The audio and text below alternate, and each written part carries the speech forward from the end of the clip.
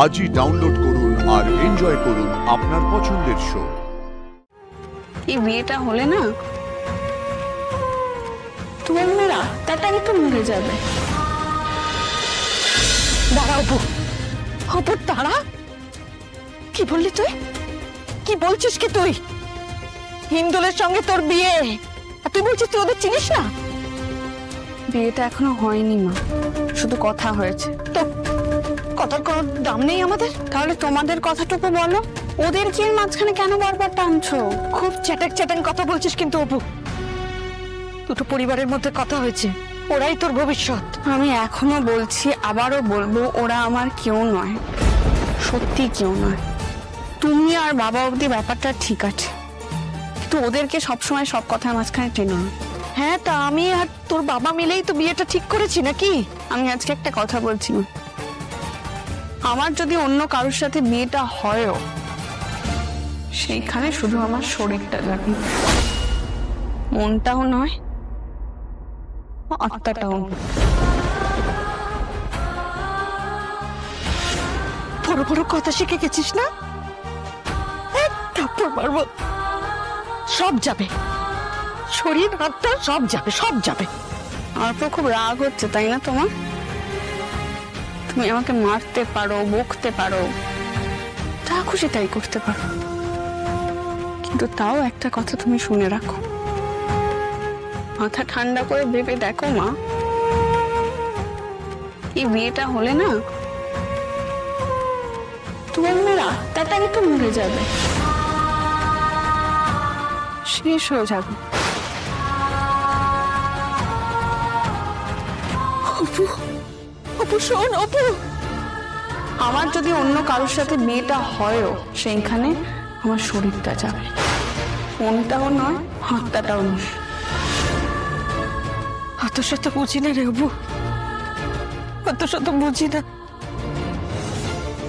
19 বছর বয়সে বিয়ে করে এসেছিলাম, 20 বছরে তুই এলি।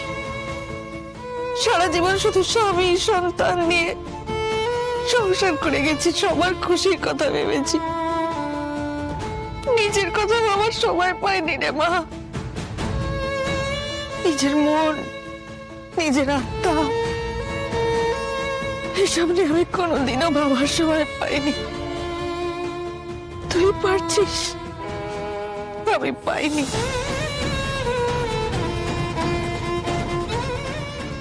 আর আমি কোনোদিনও ভাববো না, না না, আমি কোনোদিনও ভাবিও নি, আর কোনোদিনও ভাববো না।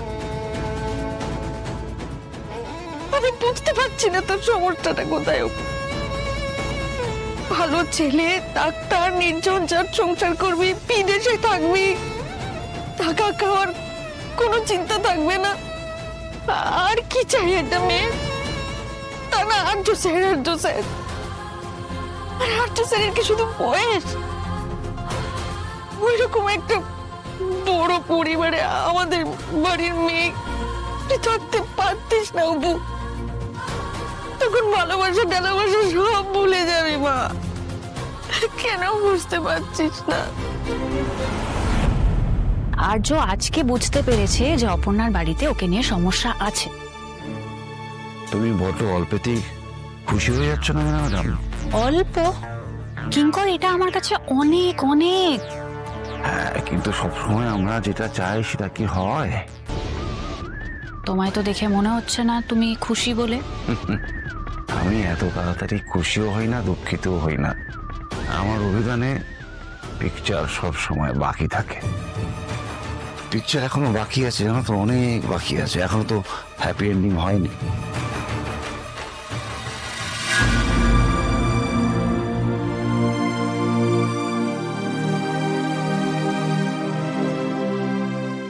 আর যাও, আমি পরে কথা বলছি।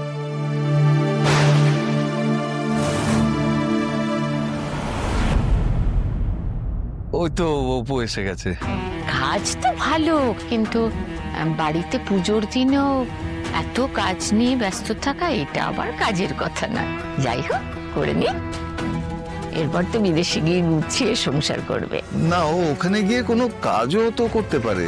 হ্যাঁ, কিন্তু সময় কি করে উঠতে পারবে? ওখানে তো ব্যাপার স্যাপার একদমই আলাদা না, এখানকার মতো তো নয়। সব কাজ তো নিজেদেরই করতে হয়, সময় পাবে না। আসলে মা, যে কাজের মধ্যে সারাক্ষণ থাকে তার সবকিছু ফেলে বাড়িতে বসে থাকাটা খুবই ডিফিকাল্ট।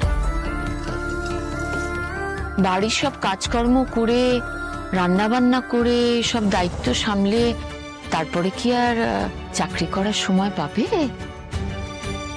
না পারার তো কিছু নেই মা। আর তাছাড়া বাড়ির কাজ তো আমরা হাতে হাতেই নিজেরাই সামলে নিতে পারবো। আর ওখানে আমার হসপিটালের পাশে একটা স্কুলও আছে, ও চাইলে সেখানে পড়াতেও পারে। ওমা, চাইলে চাকরি পেয়ে যাবে নাকি? না না না, তেমনটা না। অপর্ণার সেই কোয়ালিফিকেশন আছে আমি জানি। আর তাছাড়া আমার এক সিনিয়রের ওয়াইফও ওখানেই পড়ায়, কিছু একটা হয়ে যাবে। আর তাছাড়া এখন তো অনলাইনেও অনেক কিছু করা যায়। যা করবি বুঝে শুনে করিস বাবা। কি জানেন, আমি না ওকে ডাক্তারির বাইরে আর কখনো কিচ্ছু করতে দিইনি। একজন ভালো ডাক্তার হতে গেলে আর অন্য কোনো দিকে মন দিলে চলে? হ্যাঁ তাই তো। ওই জন্যেই এমন একটা মেয়ে দরকার যে আমি না থাকলেও সব কিছু সামলে নেবে, ওকে যত্ন করবে, ওর খেয়াল রাখবে। আমরা সবকিছু ঠিক সামলে নেবো মা, তুমি এত চিন্তা করো না। সে তোমরা বোঝো, আমি কিন্তু তোমাদের সংসার সামলানোর জন্য ওখানে যেতে পারবো না। আচ্ছা ঠিক আছে, যেতে হবে না মা, এবার আমরা উঠি, ওনারাও সব গোছগাছ করবেন। আচ্ছা, আরেকদিন কিন্তু কথা বলে চলে আসবো বিয়ের তারিখ ঠিক করতে। হ্যাঁ ঠিক আছে, সে আপনাদের সুবিধা মতন আসবেন। অপর্ণা, যদিও আলাদা করে বলার মতন কিছু না, তবুও কাকা বাবুর খেয়াল রাখবেন। হ্যাঁ, আর নিজেরও হাতটা সাবধানে। তুই এখনো আপনি আগে করছিস কেন? বিয়ের কথা সব ঠিক হয়ে গেছে, এবার তুমি দেয়। ঠিক আছে, হয়ে যাবে মা। আচ্ছা, আমার না মনের মধ্যে একটা খুঁতখুঁতানি রয়ে গেল। আমি তো ঠিক করে আশীর্বাদটা অপর্ণাকে করতেই পারলাম না, হাতটা অমন করে পুড়িয়ে বসলো। এত অসাবধানী হলে কি করে চলবে অপর্ণা? বিয়ের পরে তো দায়িত্ব আরো বেড়ে যাবে, তখন শুধু নিজেকে নয়, আবার আরেকজনকেও সামলে চলতে হবে। যাই হোক, আজকে আসি, আবার দেখা হবে। চলুন আমি একটু এগিয়ে দিই তাহলে। না না, আপনাকে যেতে হবে না কাকা বাবু, এমনিতেই আজ অনেক ধকল গেছে, আপনি রেস্ট নিন। আসি। হ্যাঁ ঠিক আছে বাবা।